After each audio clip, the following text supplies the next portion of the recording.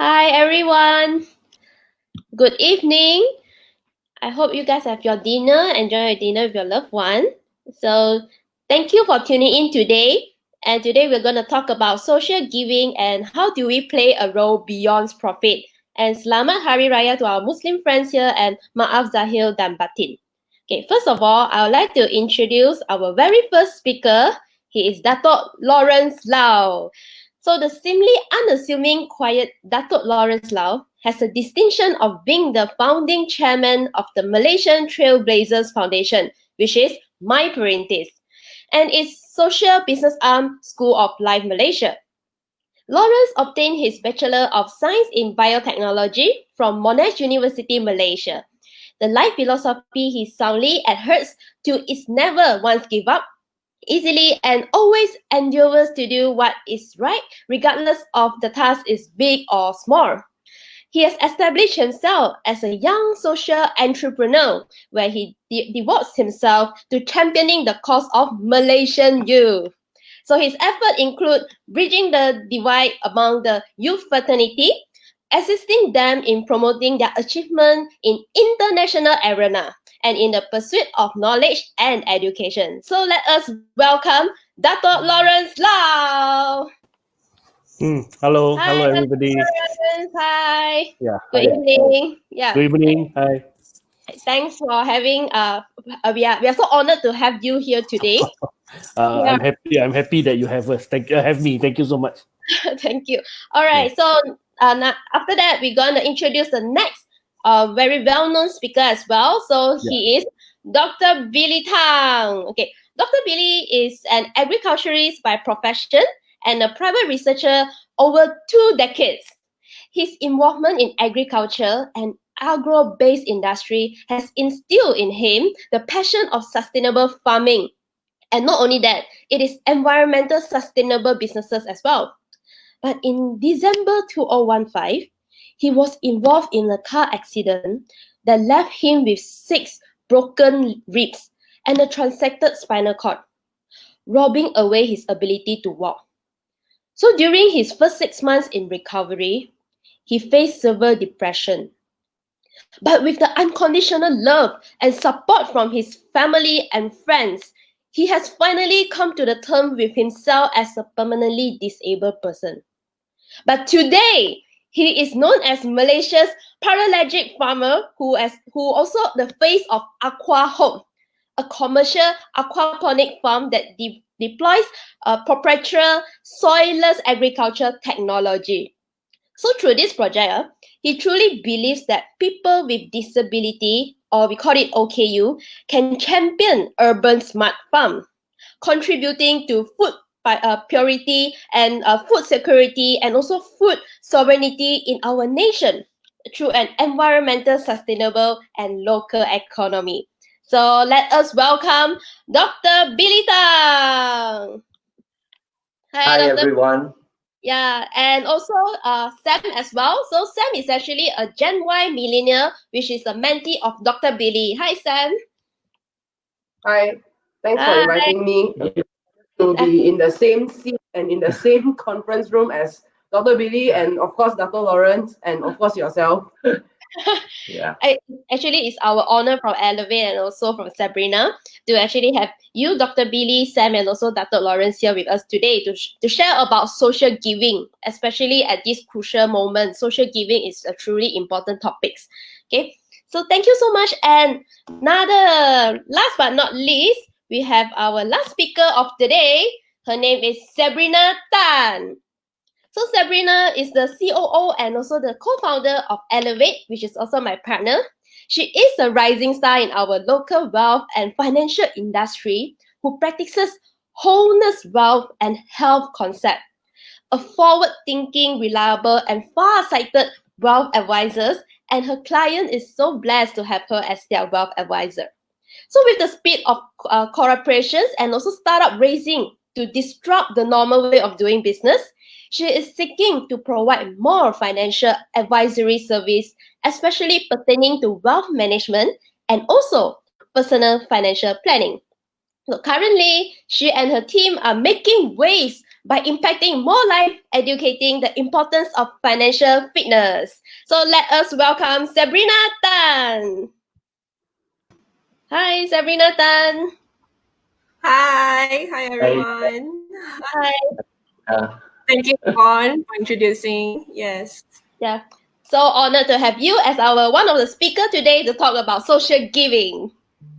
So today Thank you so much. Thank you, Sabrina. And today I'm your host of the day, and my name is Yvonne from Elevate, a partner of Sabrina Tan.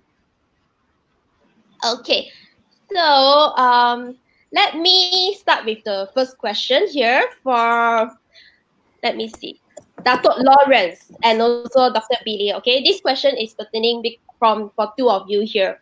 Yeah, in fact, we got a lot of questions here today. I believe even from the audience. So all the audience who are watching us right now at live, please start to type in any question you have for our speaker here, for Dr. Lawrence, for Sam, for Dr. Billy, for Sabrina Tan. Okay, so start to ask questions. So after all the questions I have, so it will be your turn. Okay, so you can start commenting and share this post, because today is very special topic. We talk about social giving, especially during this pandemic. So yeah, you can start giving all the questions. Okay, so nonetheless, let me start mine first, okay? So for Dr. Lawrence and Dr. Billy, can you share with us more about what is your organization about and what is your core focus? So perhaps we can start with Dr. Lawrence from My Parentis. Yes. Thank you so much, Yvonne. Thank you so much, Yvonne, and thank you so much, Sabrina. Nice meeting you, Dr. Billy and Sam. First time we met. And I think, Yvonne, for the rest of the night, you can just address me as Lawrence. I think that will be sufficient. So we can save some time by not mentioning my title.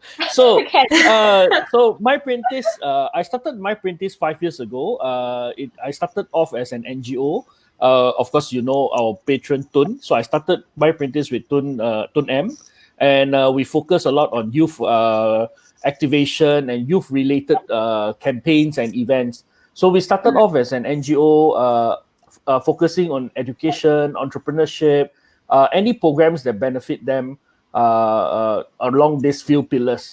And last year in 2019, when we celebrate our 4th anniversary, we are now a full-fledged foundation. So now it's renamed as Yayasan Perintis Malaysia, and Tun is still the patron. And of course, then we have two companies, subsidiary companies that makes money for the foundation. So we have expanded our pillars. So we also now focus on volunteerism, arts and culture, and employment as well.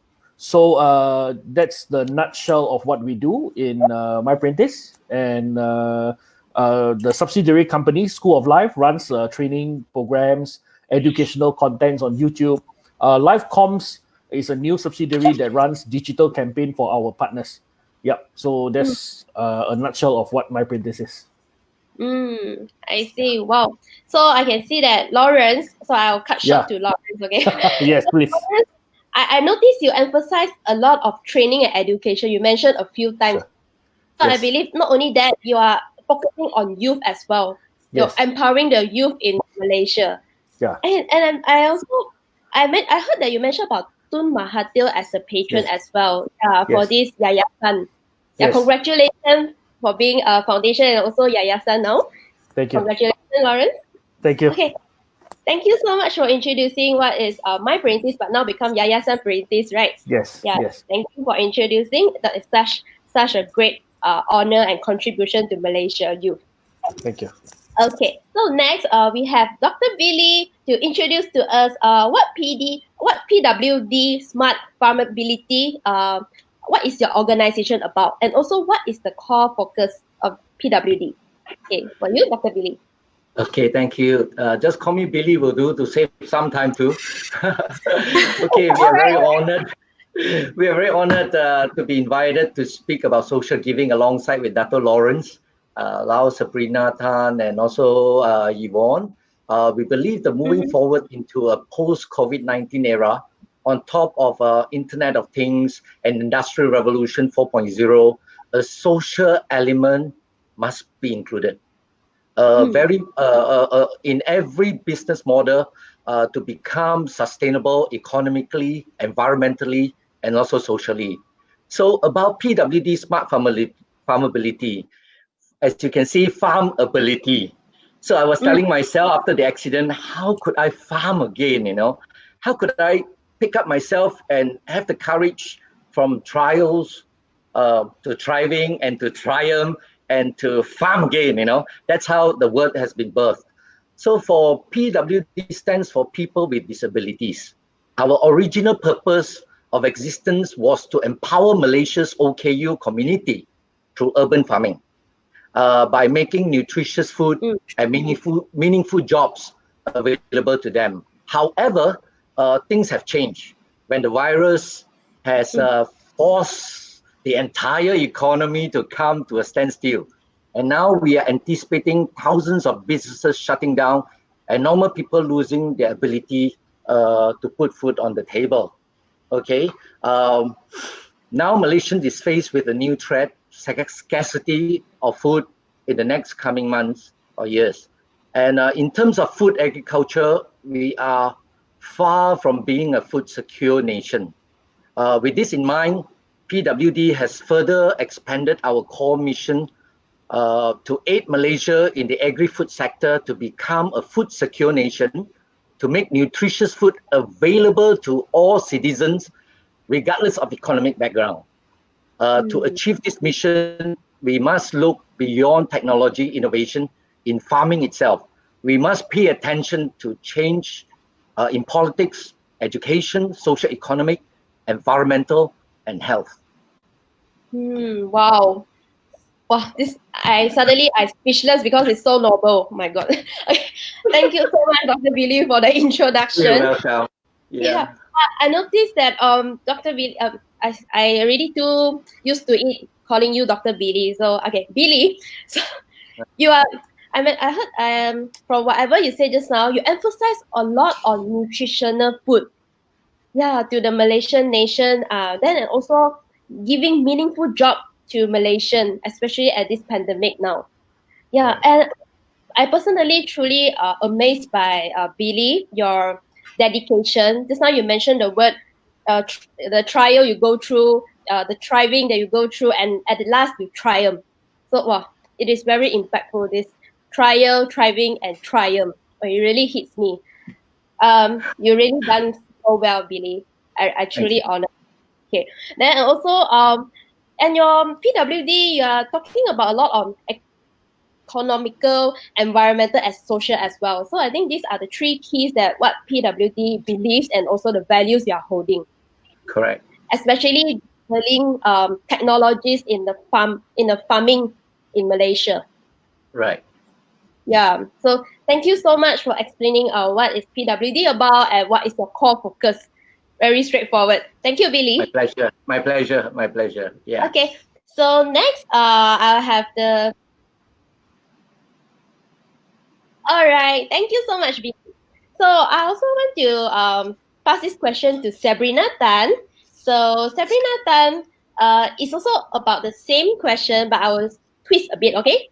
So Sabrina, so what are you and your team Elevate are doing during this period of time, and when is it when it comes to especially our topic of the day, beyond profit? So pass to you, Sabrina. Thank you so much, Yvonne.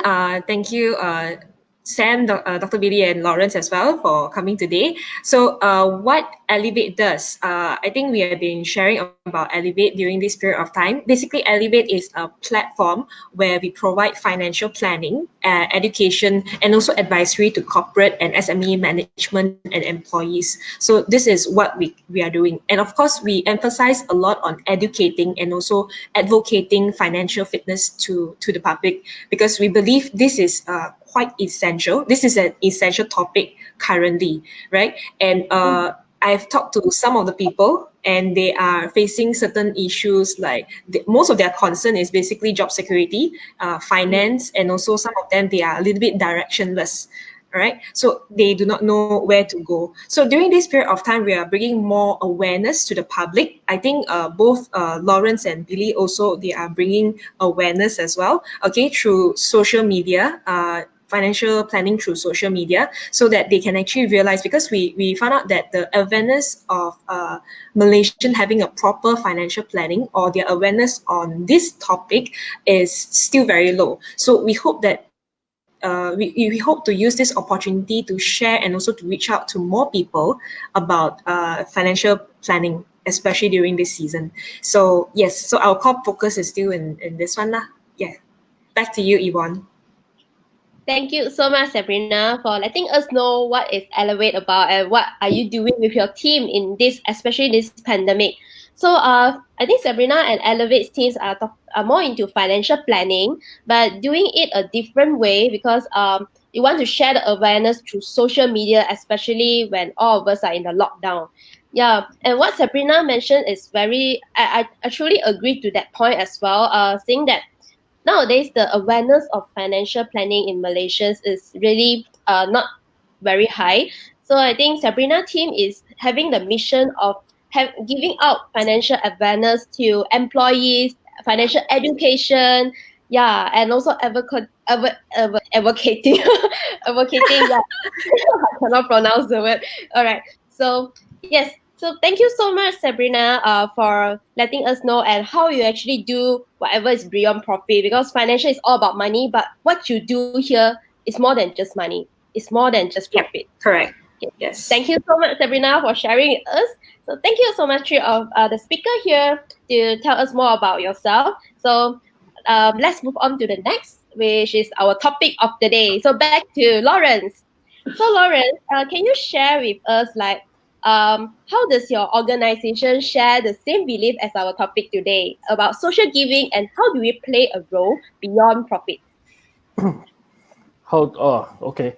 So, well, people who know me, of course, to the audience who are new to me, I wrote a book last year about my story, and yeah, hopefully one day I'll share it with you all. I Tun launched my book last year during our anniversary. I shared a little bit about my background. So, of course, to cut the story short, in 2011, that was 9 years ago, I failed in one of my business venture.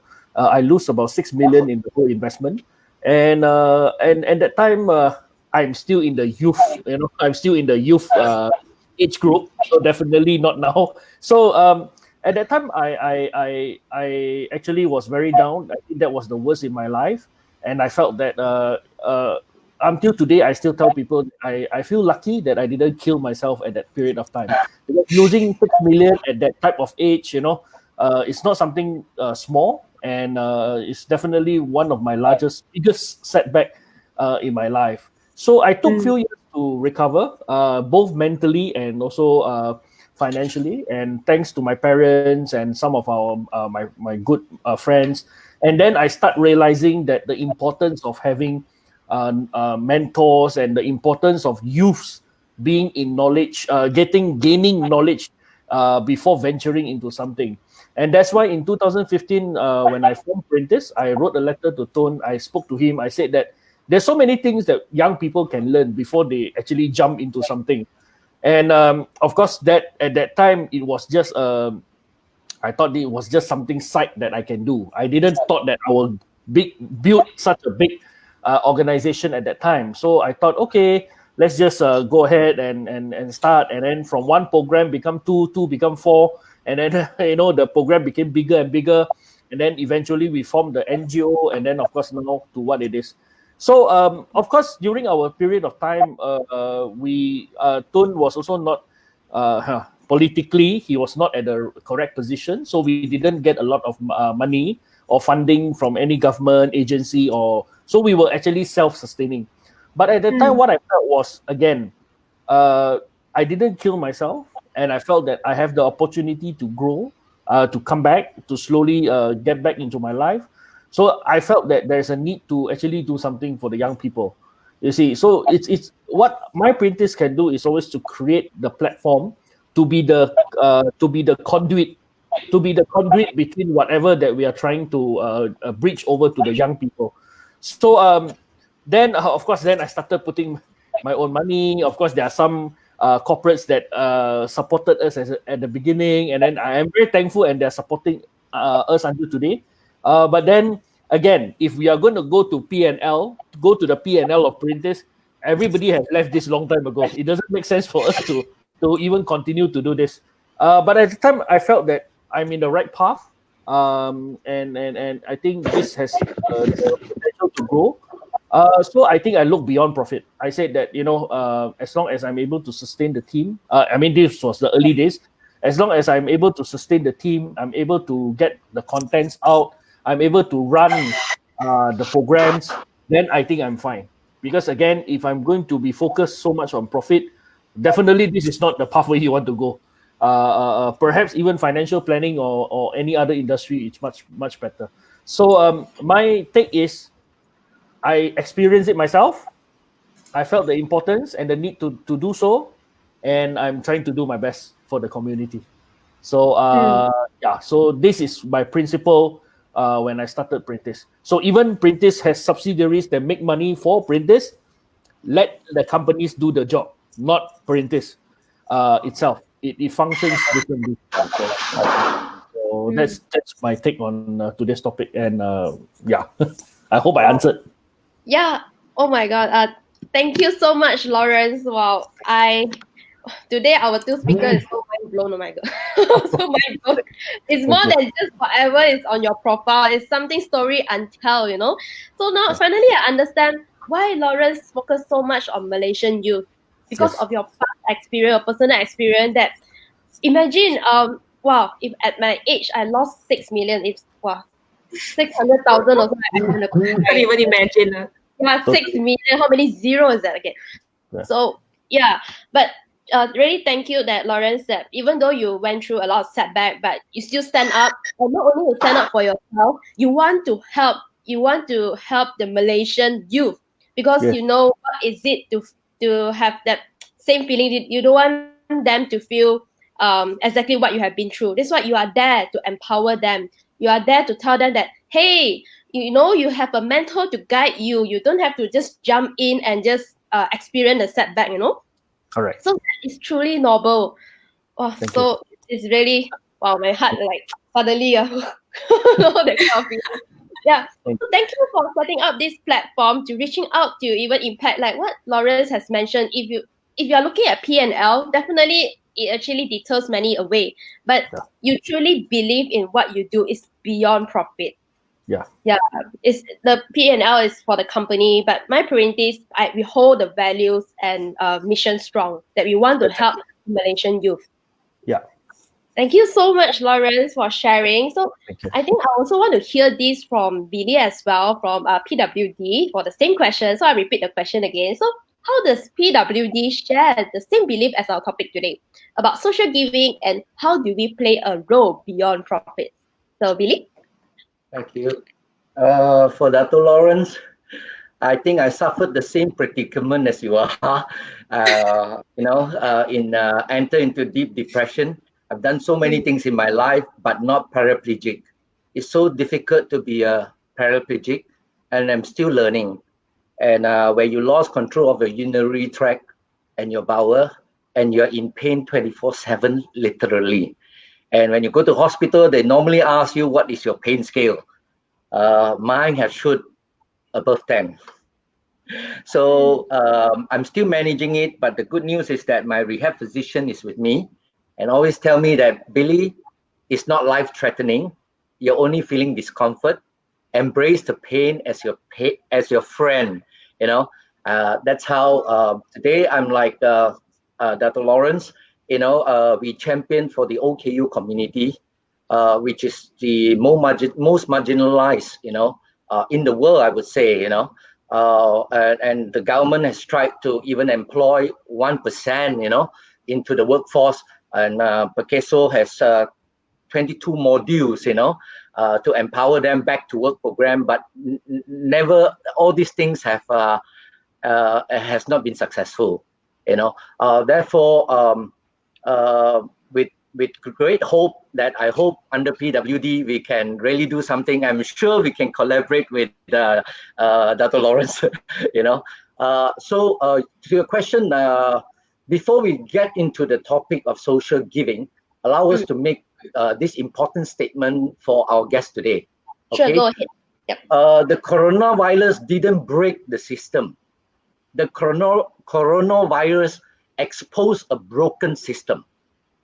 The system we are referring to is the conventional profit-driven supply and demand economy, which has all the while been damaging the lower class families and the environment in many small ways that add up to the catastrophe proportion. Yeah, I'm using just one example in farming. Okay, since we are in agriculture industry, let's talk about garlic. Your food is tasteless without spice. So spice and flavoring is such a price commodity that wars have been waged over it. Wars have been waged over food.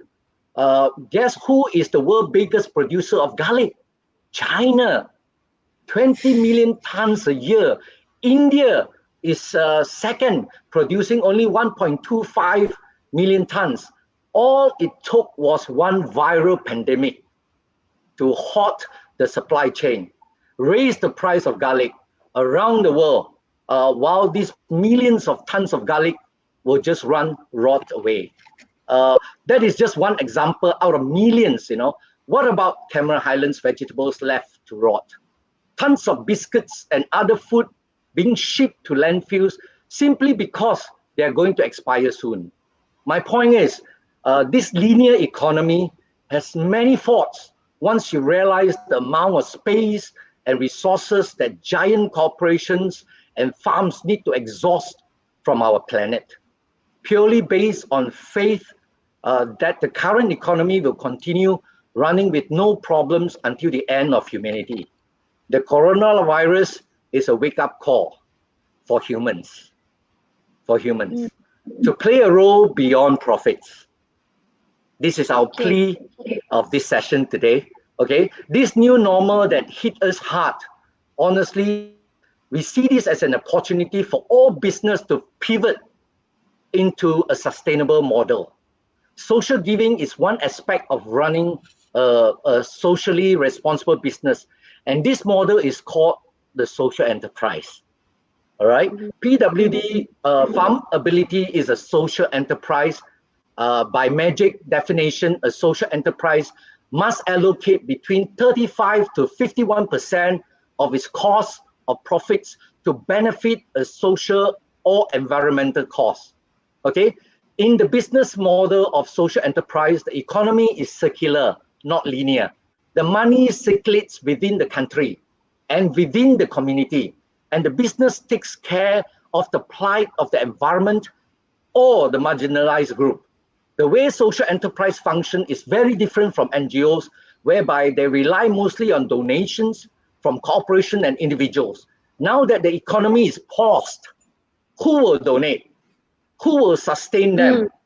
So now we are going into what we call compassion fatigue already, you know.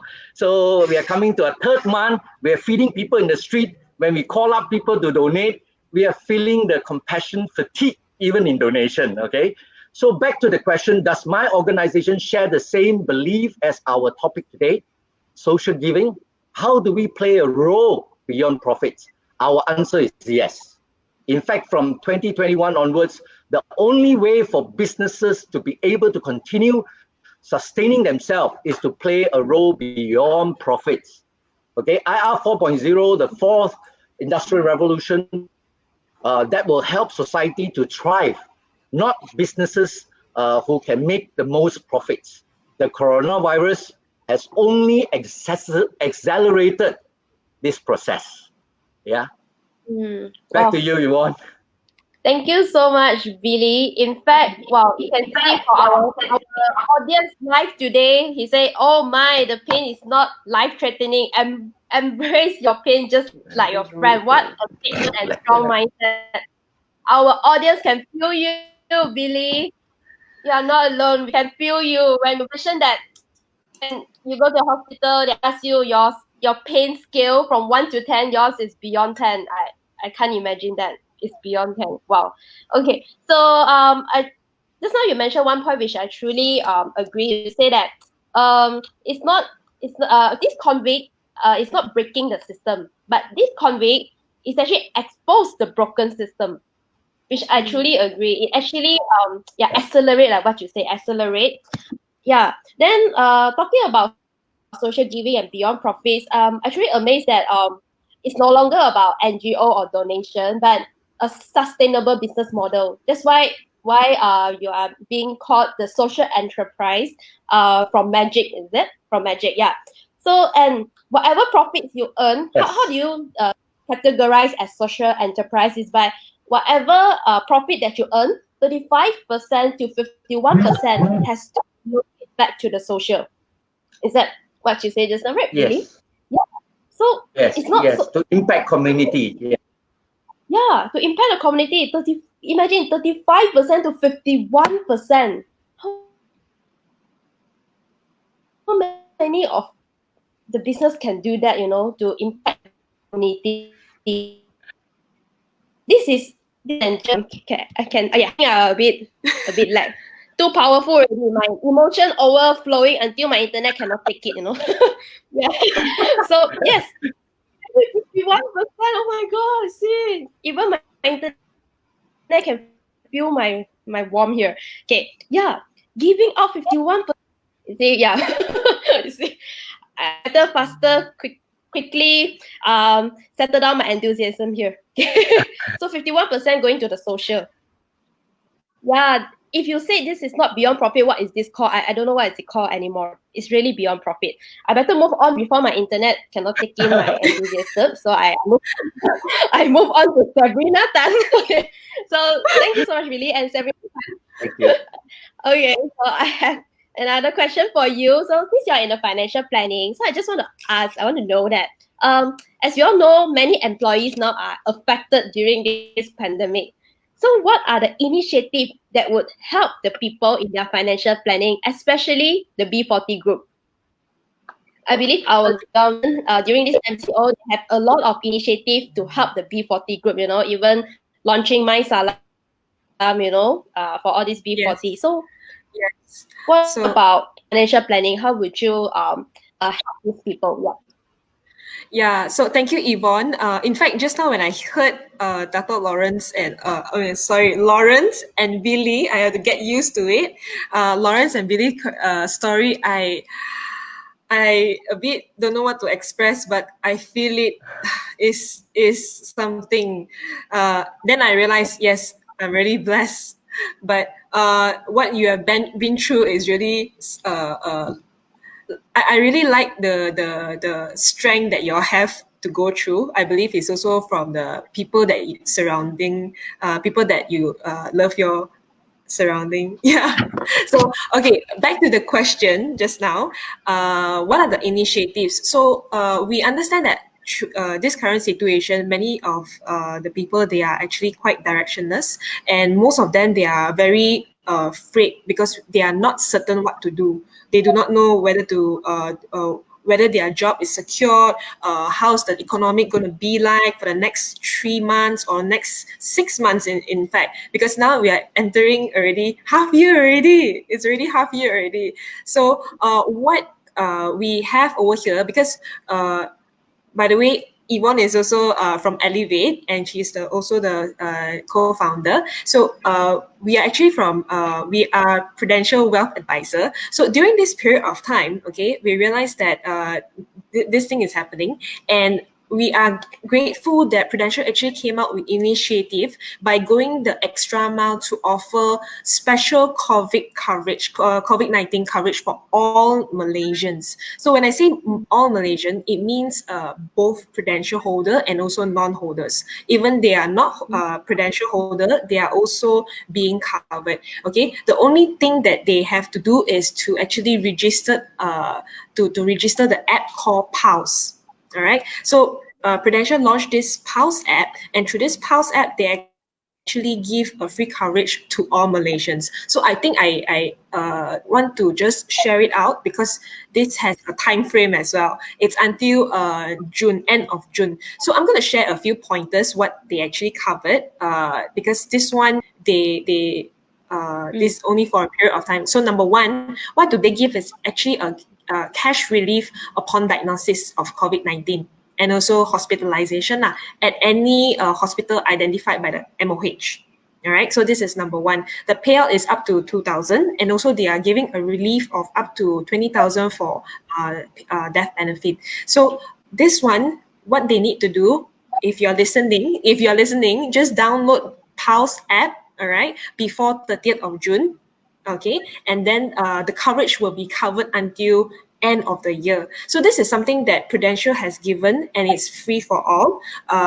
I think Malaysians, if everybody that is watching this, please take this opportunity and also to share it out to people that are not working, because we are giving free coverage. In fact, this is actually the only company that is giving this kind of benefits. So this is actually one of it that they are giving lah. All right, and also another initiative that they are giving is actually 𝐶𝐸. All this while 𝐶𝐸 has been here is basically a sponsored financial protection plan to support government initiative by improving the lives of the urban lower income household. So basically it's at the B40 lah. So what they do is they actually provide temporal financial relief for breadwinners. Okay, because the breadwinner is the most important person, and during this time they will be protected. And if, let's say for example, they are able to generate income due to accident, or maybe they are fall sick, so 𝐶𝐸 actually give this fund for their family members, so that they are able to have this kind of housing allowances, so that it will also give some space and also some cash flow for them. So I believe if you're asking about what are the things that are relieved during this period of time, I think this is one of the initiatives that Prudential is actually giving out. Yes, especially for the B40. So it's actually free. Yeah. So back to you, Yvonne. Thank you so much, Sabrina. And before I conclude Sabrina's point, I saw there are questions coming from the floor. So later I will address the question. So everyone, now is a very good time for you to ask questions, because it's not easy to get Lawrence, Billy, and Sabrina to share with you guys, and you can see the passion and the mission they carries in them.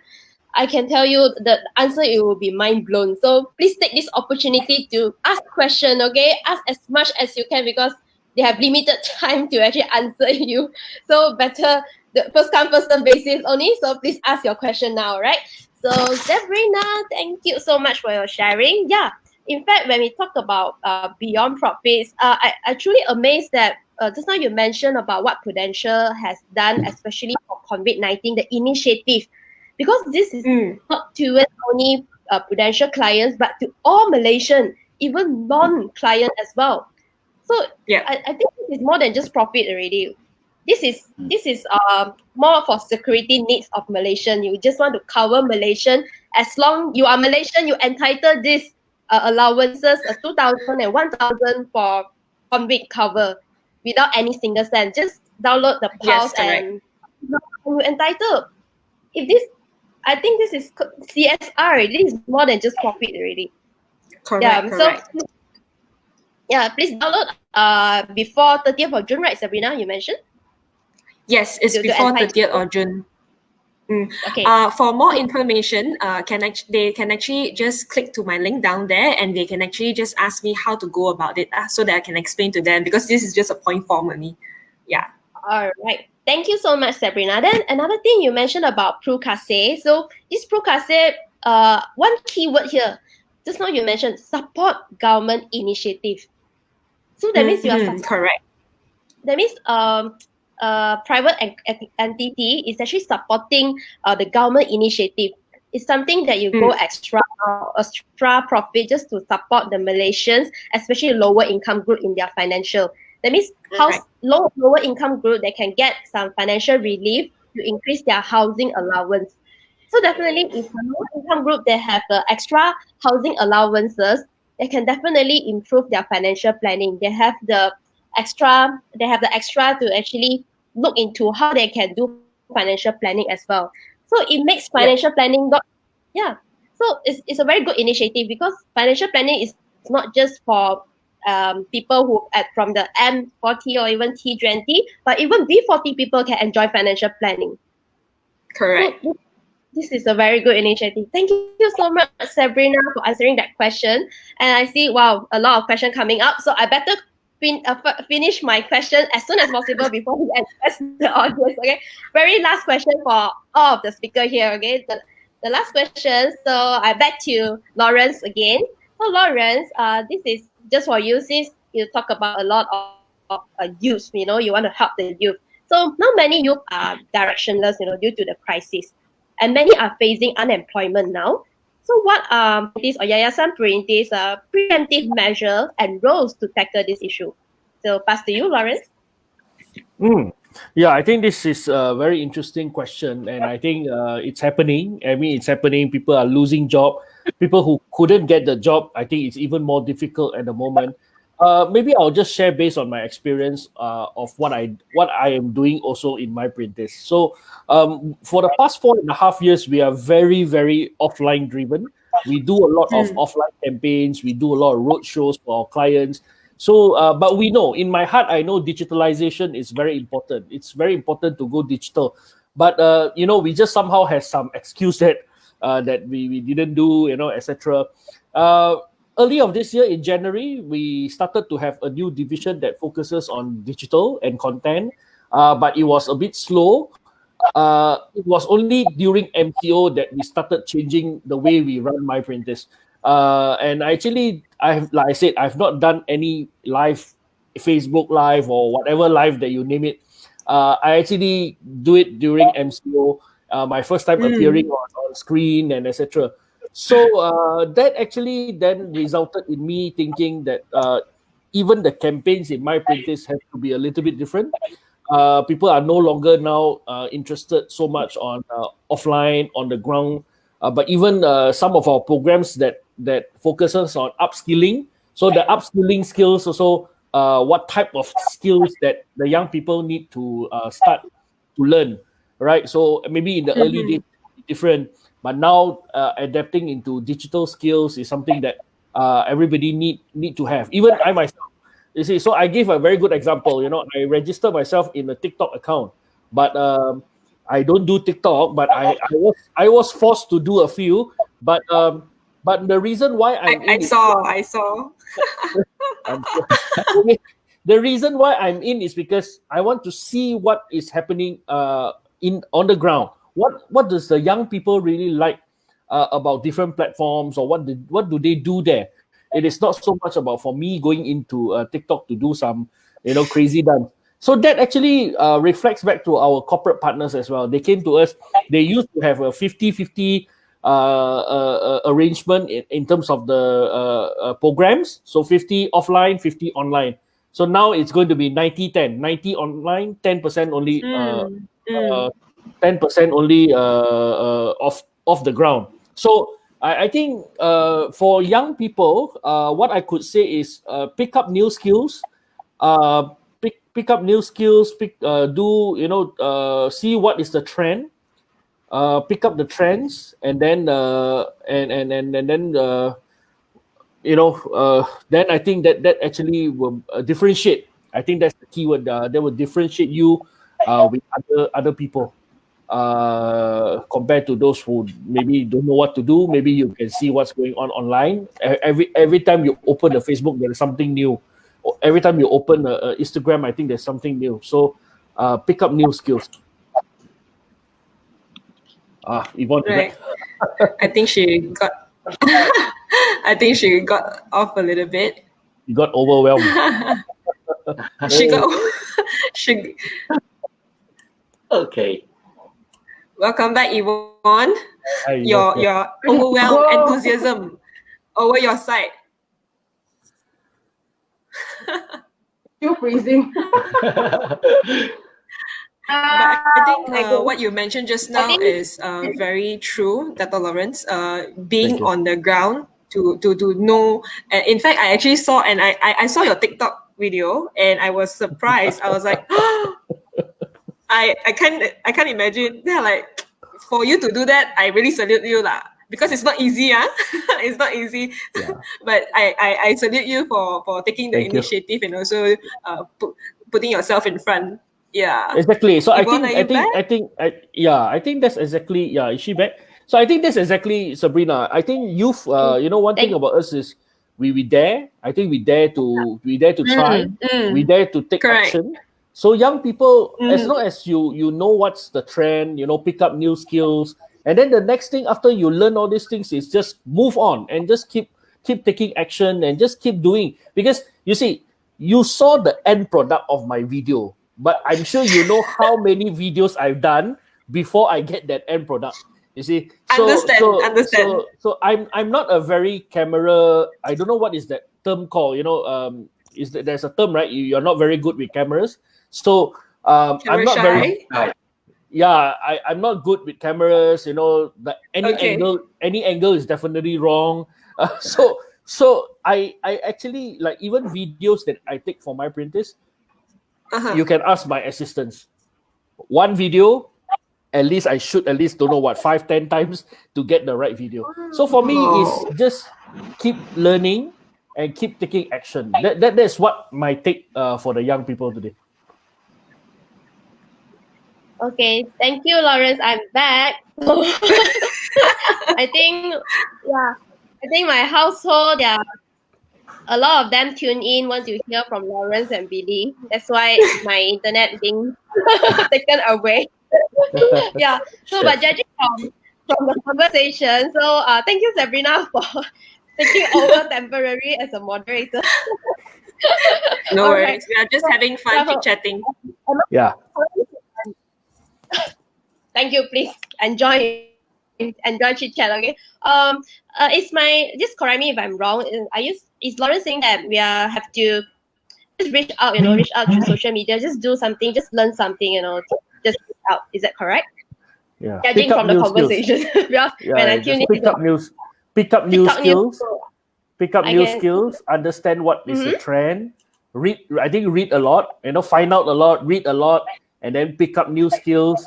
And then once you have learned something, try it out. Just do something with your skill, with your new knowledge.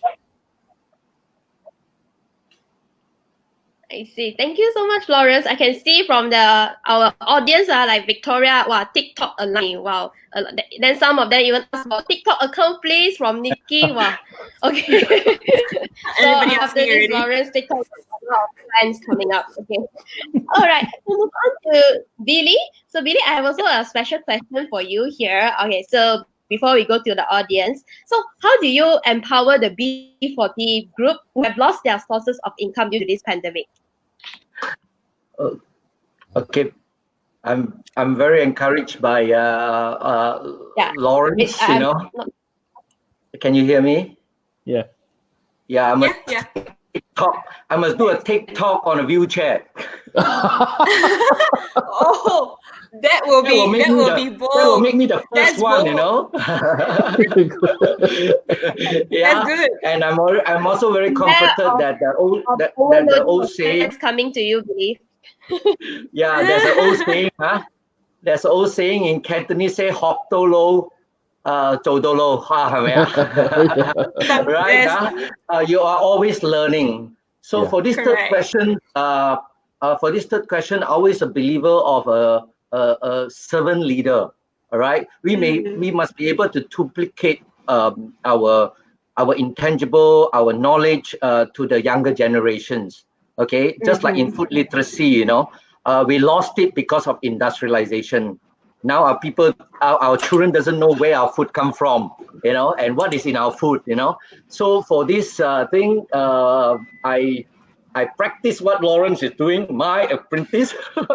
So I'm gonna pass to Samantha to handle this third question. All right.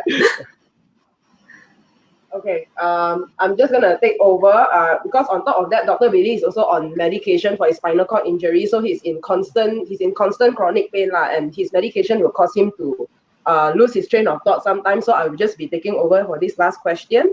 So regarding your question on how do we as PWD empower the B40 groups who have lost all sources of income, firstly, I want to say that empowerment is not just limited to income, it's not just limited to money. Okay, we can have a separate seminar or webinar on that regarding Abraham Maslow's hierarchy of need. But then again, I want to say that empowerment should always begin with nutritious food on the table. So I don't want to go into the conceptual definition of empowerment and nutrition food on the table. So I'm just going to go straight to our proof of concept for our humanitarian works.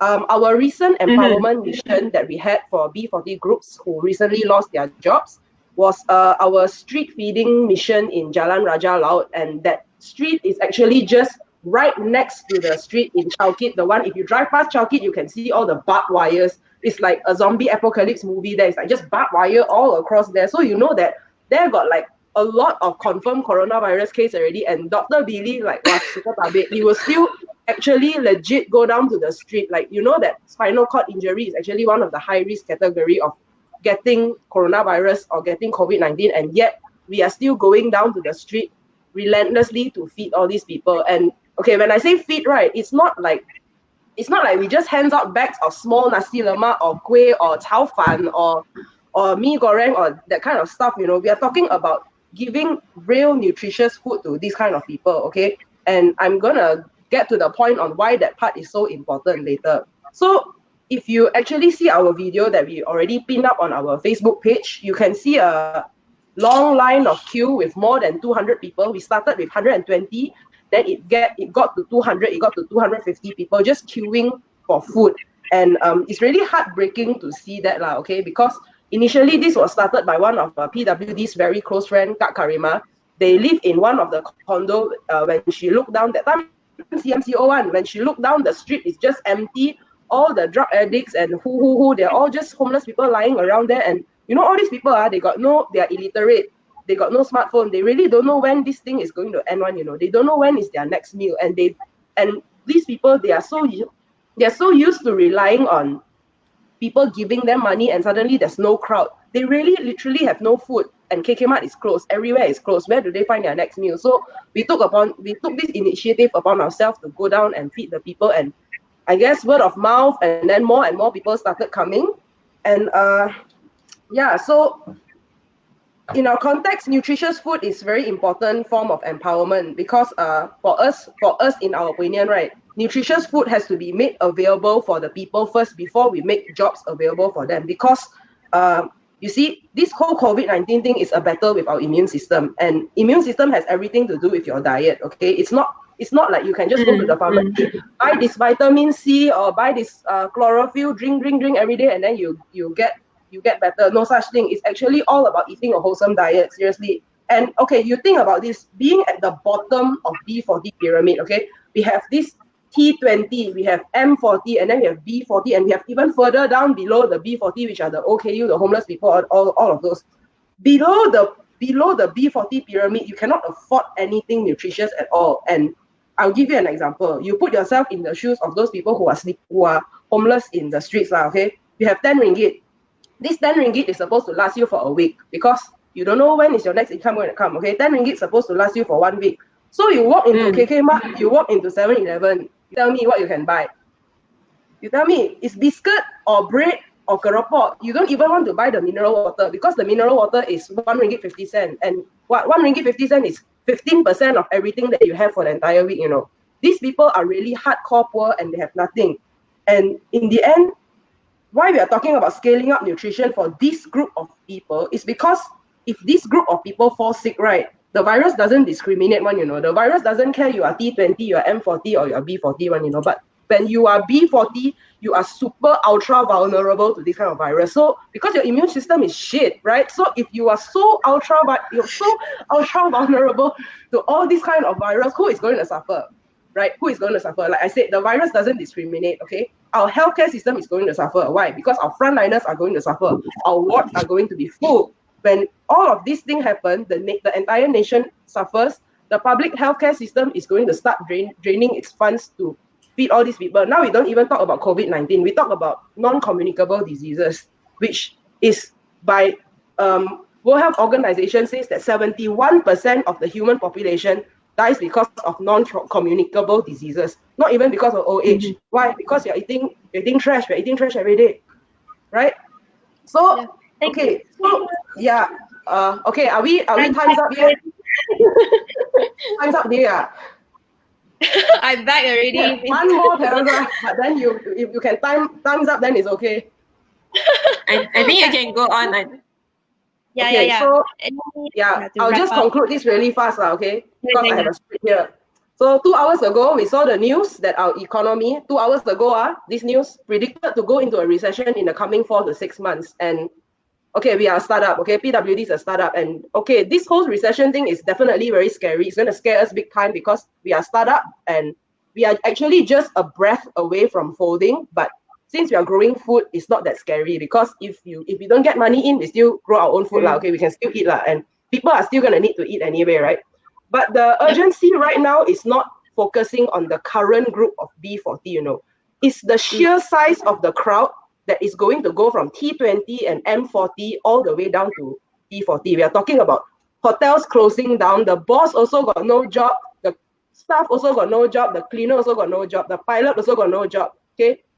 When industries start closing, T20, people who were in T20 and people who were in M40 are all going to go down. Not all, okay? Most, very, very likely to go down to B40. How are we going to prevent this catastrophe? And if we can't prevent it, how is the nation going to rebound from this economic tragedy? It's a tragedy. Our answer for us is very simple. Because before anything else, food security and agriculture must come first. Okay, because the logic is very simple. Okay, I'm not trying to sell my agriculture industry like we are like the answer to everything. I mean, yes, but we don't want to be so in this. But okay, because this is the logic.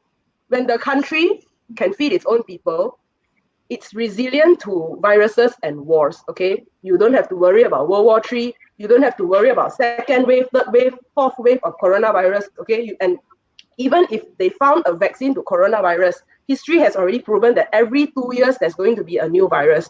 If a country is food secure, the whole country is resilient to food. It's resilient to warfare and to virus. So it's very simple. And empowerment that's why I say empowerment has to start with nutrition and then job security. Nutrition first, then job security, okay? So empowerment for the future B40 groups that is only going to expand can only be effective with an inclusive recovery plan for economic and social impact. So, sekian terima kasih. Thank you for giving me the time to finish up everything. No worries. Thank you, Sam and Billy, for sharing. So okay, I just conclude whatever Billy and Sam share here about our question. Just now the question is how do you empower the B40 group who had lost their source of income due to pandemic? So just now Sam has mentioned one very good point. Before we talk about job security, we have to give the food first. You settle the food security first before you talk about job security. Especially this pandemic is caused by virus. And virus, if you want to defend a virus, and your immune system is the first layer of shield that you need to take care to fight against the virus. So how did you build this immune system, your body? It's actually from what Billy and Sam have mentioned all this while. It's from food, from nutritional food, not just food, it's nutritional food. So I fully agree to what you say. And then this is not just to the B40 group, but to everyone in Malaysia, because everyone need nutritional food to build up their immune system. Yes, correct. Yes, and also you see, even Sam and Billy talk about getting vitamin and so on, from the pharmacy. Yes, you need, but can you imagine how could the B40 group even afford that? Exactly. So that's why I feel what you guys doing are very noble, that you want to provide as much nutritional food as you can to all the Malaysian, not just B40 group, to secure the food security, to build up the immune system to fight against this COVID. Then only we talk about job security. Yeah, that's why we believe that it's a human right to have the purity of food. That's why this pandemic has allowed us to break away from the conventional poison in our food system, and back to wholesome food and back to wholesome diet, and the very reason is to boost up our body immune system, because as you say, it's the shield, against COVID-19. Yeah. Exactly. Thank you, Billy, so much. Because time is running up and we got a lot of questions to address. I have very, very last question to Sabrina before I come to you, Victoria, Nikki. Please bear with me. Just last one question to Sabrina, then I'll open to you Thank you for waiting and please be patient with me. Okay, Sabrina, I have very last question to you. So, Sabrina, what are the ways to create more awareness on financial planning towards the society? Thank you very much, Yvonne. Even though just now you went away, but doesn't matter, you're back already. When you look at the hotspot now. Yes. Yeah. So just now I find it very interesting when Billy mentioned about food literacy. I was like, wow, food also got literacy. I thought got financial literacy only. So I'm talking about financial literacy, and Billy and Sam is like talking about food literacy. Very interesting topic. So your question is, what are the ways to create more awareness? This is the thing. Food literacy and financial literacy. So one of the way how we create this awareness of financial literacy is actually to reach out to more people, which what me and the team we are doing. Okay, so basically what we do is we focus more towards sharing and also educating people on financial planning. And one of the initiatives that Prudential did to reach out to more people through financial education is actually one of the program that they had.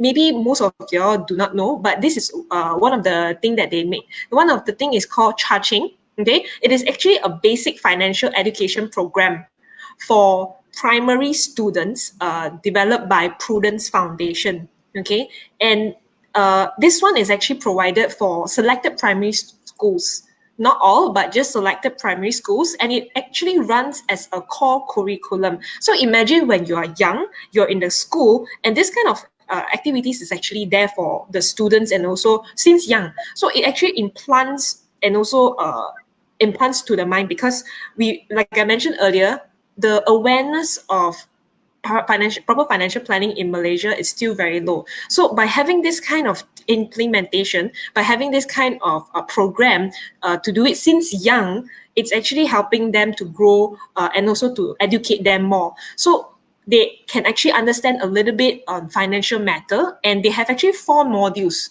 which is very simple: earn, save, spend, and the last one, donate. So they do not know, they don't just only talk about, oh, earning and then saving. Most people talk about spending. Spending is quite easy lah, huh?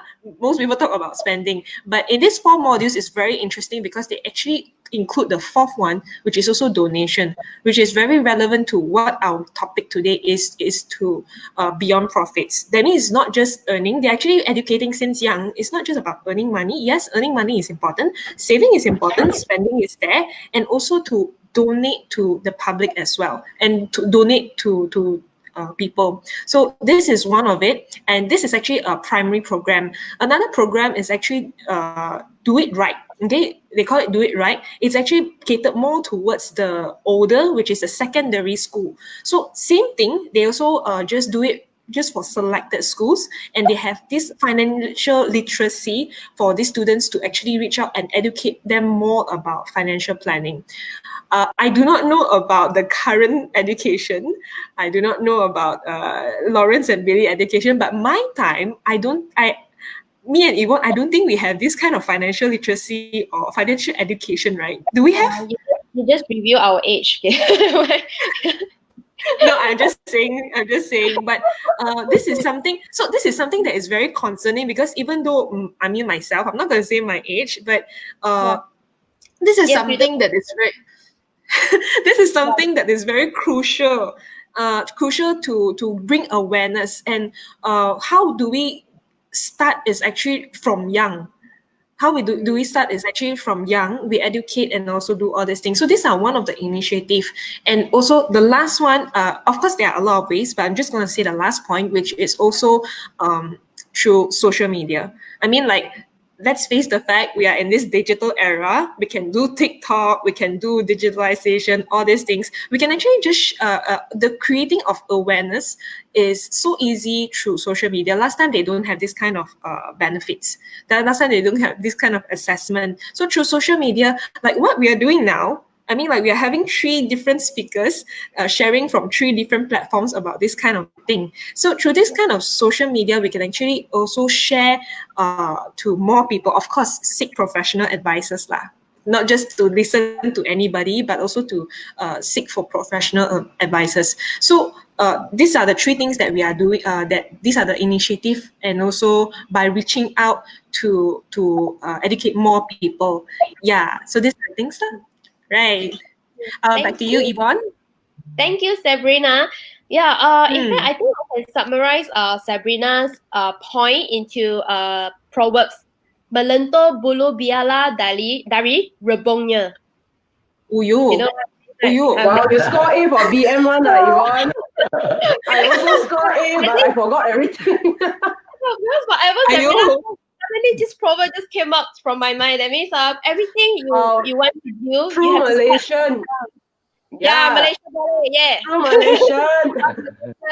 Okay, yes. So you have to start since young. So whatever just as Sabrina mentioned about Prudence Foundation is very good, that they actually teach the younger children about financial planning. Because like what Sabrina has mentioned, me and Sabrina era, we do not have the privilege to learn about financial planning at a very young age. Yeah. So maybe bahasa Malaysia, that's why I can say that proverb, but not financial planning. Yes. So then, and I truly agree with. I'm truly amazed by the 4 words that you mentioned just now, Sabrina, saying that you learn how to earn, you learn how to save, then you learn how to spend. But the 4th one, but a lot of people they didn't mention is learn how to donate. Yeah, this is very important. That is how we create social giving, which is our topic of the day. Yes. Very good. Well, thank you so much. And also social media. What we are doing is social media. We add value in social giving through social media. It actually elevates us to actually reach out to even more community in a very faster pace compared to without social media. Yeah. So thank you so much, Sabrina. Okay. Our audience here already waited quite long. So since 9 p.m., I can see Victoria. So I'll open the question to the floor from Victoria. I think there are some questions to Dr. Billy from Victoria and Nikki. Okay, so Victoria asked to Dr. Billy and Sam, can you educate us, city people who has never farmed a day in our life, and how to start? So, and her question are very specific. She also asked, for example, how long to grow a lettuce? Give an example. And yeah, yes. And even Nikki also asked, how urban farming, how to be part of them. So I think Nikki and Victoria asking the same question to Billy. So to you, Billy and Sam. You want to try? I'll pass it back. Okay. Okay. Let me begin with this. I started an urban farm R&D. Okay. And I realized that we're trying to go purity of food. Basically, in the definition, they call it organic food. But organic, that word is so tainted this day. You really do not know whether it's organic or not organic, and but in farming, it's very simple. We want to know what is the parental material of the seed first, from where it comes from. So to answer the question that how city folks, so I realized that without the supply chain, we got to sell to middlemen, and I tell myself, how can a guy sitting on a wheelchair, suffering 10 to 13 hours trying to start this new farm, and at the end of the day, we have to sell to middlemen, and we only get conventional price. All right. So I tell myself, it's not it. We got to innovate somehow to get this big greenhouse into their home, So I started thinking, and in year 2000, I did try out what we call terrarium box. Okay, where enclosed terrarium. Enclosed terrarium box, playing with glass. So we grow ornamental inside an enclosed glass. And we put it out in the sunlight to get the condensation that has the nitrogen cycle. Going. So I innovated from that concept into a world first terrarium box. So I started Google. I cannot find any of this, growing vegetable in a terrarium box. Google, YouTube, I try everything. So then I try to, this relates to soil and soilers. Okay, in this terrarium box, it is soil biology. Okay, it's soil enhancement. Okay, meaning to say you got to bring the microbes, the enough micronutrients and the fungi or whatnot, So we innovated this box that you do not need to be a farmer today. Okay, this is your own greenhouse box, which is a 60-liter box that you have 200 over vegetables of ulam. Okay, yeah, at the comfort of your home. Okay, without you being a farmer. Okay, just for consumption. So this is a game changer in organic farming, where we are talking about climate change resilience. You can walk few steps and open your box and have your live, fresh, nutritious, most importantly, unrefrigerated vegetables at the comfort of your home without you being a farmer. And what we are eating today, all our vegetables, all our produce, commit food miles, cold room after cold room, and when you frequent the supermarket that you go through, you pick up your vegetables which you think look fresh. When you go back home, where do you put? You put into the refrigeration. So you're contributing to energy again. And what we call this, that you're eating, what we call is decomposting vegetables. No one will grow a live vegetable, bring it to your home without you being a farmer. So that's why I think we can really make this. So now we begin to have like Rotary Club apply their district grant. We just deployed 37 boxes that Rotary Club adopted. We don't sell. We as you say, go beyond profits. We do adoption. When you adopt our box, we got job to do. So we can be financially independent, and we grow it without middleman or anything, and it goes to an OKU home, okay, and it goes to a low food budget family, okay. That we don't select the families, but we have an impact partner with Sungai Buloh Hospital. So Sungai Buloh Hospital will provide us the families for malnutrition. See, it's a very noble thing. I'm looking forward to collaborate with Dr. Lawrence, because of my apprentice, we can really make an impact to bring this program to every household. And when if we take 1%, say KL got 8 million people, you just talk about 1%, it's huge, And if I got this number of boxes out there, okay, then you can calculate soil carbon that we have contributed, food miles that we have contributed, and well, nobody has done that, So this is amazing. So to answer the Nikki, is it Nikki? Nikki and all that. Please come along, be our volunteers, and then we can empower so many people. People can help people. People, kita jaga kita. It's no longer a slogan, okay? But we have shouted too many slogans with hashtag.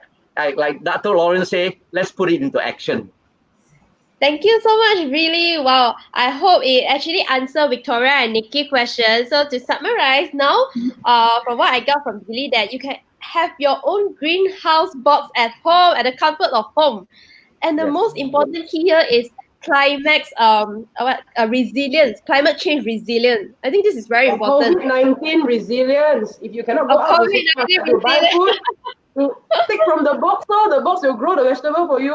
It's regenerative. The vegetable, as you harvest, they will grow again. They will grow back. You have someone eating out of the box for 6 to 9 months. No put anything. Put water only, and then the vegetable you cut, grow again. You cut, grow again. You cut, grow again. Our record now from our box rolling out is coming to 9 months. Somebody is consuming out of the box. Wow! So that means now it's no longer a dream to have your own greenhouse at your house, even at city or urban area. Thank you so much, Billy, for answering our Victoria and also Nikki questions. Okay, so move on to next. I think I saw one question about from Jana Mansoor. How to consistent in doing engagement through digital marketing. So I think this is to Lawrence. Mentioned just now. Lawrence mentioned about using social media, TikTok. So I think this is to Lawrence. Okay. I think thank you so much. I think before I address that question, Doctor, I think you are very, very inspiring. I actually regretted that I did biotech in my uni, and then of course now Ah, I'm not wow. doing. No, I have to have a disclaimer. I'm not doing anything with my knowledge, and I actually gave back my knowledge to my university. But you know, Can we start one? and I didn't know it would be so fun. I think definitely my apprentice is very happy to work with you. So We are Fantastic. looking forward. yeah, to adjust to answer that question, how to be consistent in engagement. I think number one, young people today, they have a lot of crazy ideas. They like to do things differently. They like to be approached differently. Consistency in engaging digital. I think digital, again, like what Sabrina has mentioned just now, is the way forward. With offline, that's all you can reach. Talking to 100 people in the hall or 1,000 people in the hall. There are thousands of them outside. So I think first thing first is to be consistent.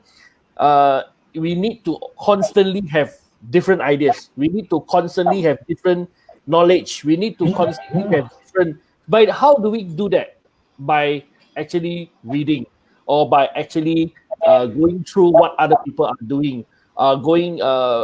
Be very active in finding out what is happening, what is trending. So if you're going to be stagnant and you just keep sitting down there and think that what you do is always number one, then I think it's going to be difficult. So first thing first is never disengage yourself from what is trending, what is going on. Never feel that whatever that you have done is enough. And then from there, I think consistency and things like this can be trained. But I think the most important thing now is how do we continue to develop our mind, continue to develop our knowledge, like what Doctor has said, from something that you have not thought of can now become into a box that you can actually bring home and then do it I, from I, your. I actually saw Lawrence like couldn't believe it's in a box. Yeah, to be very frank, I've never seen it. Of course, I would love Doctor to show me. Yes. I'm sure I will go and view your Facebook, your videos. But like I said, Please do. it is something that I've graduated. I've graduated from biotech more than I think more than 11 years ago. I think so. Yeah. So Yeah. I'm sure technology has changed, has evolved. Yes. Things may have been Yes. different, but like I said, that's why I said being engaged and on what's going on is very important. Keep updating, because even that you Yes. have a lot of ideas, but if your ideas is outdated, is again almost useless. So yeah, so how to be consistent? First thing first is be consistent in upgrading and upgrading ourselves and keep learning. Yeah. That's right. We agree. Thank you so much, Lauren. Wow. I think through you see how amazing social media can be. We just I think gonna have a collaboration between my apprentice and PWD. Wow. I'm very sure. Prudential can cradle us through. Like a three-way. Yeah, I'm sure. I hope Prudential CEO are watching this as well. Okay. Yeah. For every one of you who interested to know more about what PWD does, in fact, you can go to the pin comment there. That's their website. You can actually go to their website to understand how is this green box going to work, even at your house, at your comfort at home as well. Yeah. So thank you so much. And I truly agree what Lawrence say that you have to keep learning and keep engaging. Yeah, learn something new and keep engaging and be consistent. I think the key point here is being consistent in what you're doing. Yeah, don't just try something new and then just discontinue. Okay, but to be consistent in the new things that you have learned up. Okay, thank you so much, Lauren. So I think there's one. I'm not sure whether is it the question. So it's from Patricia Wong. So problem is young people are in the box of digital and do not want to explore out of the box. I think about young people, I will give the young people to answer, which is Sabrina. So I think correct me if I'm wrong, Patricia. I think her question here is a lot of people, young people, they are in the world of digitalization, but they didn't explore, using the power of digitalization, to explore, to do wonders like what our Lawrence and Billy are doing, using internet digitalization, even technologies to do wonders, to do something first in the market, first in Malaysia that nobody has done it. The creativity, So to Sabrina. So how do young people can actually, in the box of digital, can explore out of the box? How do young people financial planning? Yeah, thank you so much, Yvonne. To address this question, right, I think I somehow understand because I'm in the between. I'm not going to say I'm which age, but I'm in the between of yeah, see, Dr. Lawrence is laughing already. Yeah, so in the between, I do understand what it means because sometimes it can be so engrossed with the digitalization and not coming out from it. So I think for me is to be aware of ourselves is very important, to have self-awareness, because if not, then you will be living in your own world, correct or not? So a lot of people, when you see like those younger one, they will look into the phone, they will just text and all these things because they are in their own world. So the first thing, and also the most important thing that they have to do is to be self-aware. Where are they actually? When they are self-aware, all these things will automatically will be like, link the thing one, because they actually have the skill. In fact, yeah, so they have all this skill of doing digitalization, so you don't really have to teach them. So it's important to be aware of themselves. Yes. So if they want to explore, I think it's definitely. I think Dato Lawrence will agree that they already have the skill there. Just that whether they want to explore it or not. So being self-aware is very important, and it's also the key thing for them to excel. I think it's like the unlock thing. Once they're aware already, then they unlock and then they will go, and proper guidance as well, lah. Yeah. So that's the answer for it. Thank you so much, Sabrina, for being a role model to the young people, how we can make use of digitalization. And I can add on something. If they are not aware of their being in their own world, Sabrina, I think you can direct them to Lawrence here. Yeah, because Lawrence as a mentor to get them for the If Malaysian. I may add, Yeah. Yes. Yes, thank you so much for all the question and also great input. You see a lot of people say it's great. It's very insightful, great topic, great input. Wow, farming now the farming sounds so cool. In fact, I also learned a lot about farming now. It's no longer the traditional way. Yeah, so yes. So thank you so much for if I may, yes, Billy. if I may add, Yvonne. Yeah, definitely. Like it. Yeah. I think the internet, the enthusiasm as well, always an issue, causing to the internet. Yeah. Yeah. Yep. Yeah, you want to add on something? So in the area, if I may add, in the area of farming, to these young people who are very savvy with digital, we need you in the agriculture sector. You can come and digitize our farm with all the parameters, and our farm can run on the platform on your phone, and we make agriculture so sexy. All right. We invite you to come in with us. We make sure your skill is demonstrated in our farm and in our box.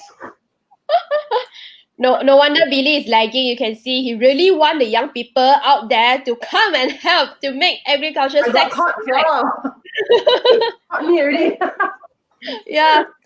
Thank you so much for all the enthusiastic sharing from Dr. Lawrence, from Dr. Billy, and also from Sabrina Tan. Thank you so much. I think time is up, so really sorry. If you have more questions for our speaker here, please go to the pinned comment and click and connect to them to their website, and to understand more, and also drop your inquiries to them. Yeah, thank you so much for all the audience who are here with us today, and thank you for our special guests, Dr. Lawrence, Dr. Billy, and also Sabrina Tan,